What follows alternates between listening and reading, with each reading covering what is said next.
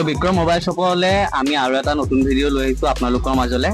আমাৰ ওচৰত দাদা এজন আহিছিলে, তেওঁৰ বাজেট আছিলে 10,000। তেওঁক কৈছিলে তেওঁ 5G ফোন এটা লাগে ইউজ কৰিবলৈ কাৰণে। তো আমি তেওঁক দেখালোঁ গেলেক্সি F23 5G ফোনটো, তেওঁ পচন্দ কৰিছে। মই খুলি পেলাই আপোনাক দেখাই দিছোঁ কেনেকুৱা মোবাইলটো। এইটো চাব পাৰিছে, দাদাই এইটো ফোন পচন্দ কৰিছে, ডিপ স্কাই ব্লু ফোনটো। দাদা আপুনি এইটো পাৰফৰ্মেঞ্চটো আৰু চলাই পেলাই কেনেকুৱা পাইছে? ভাল লাগিছে।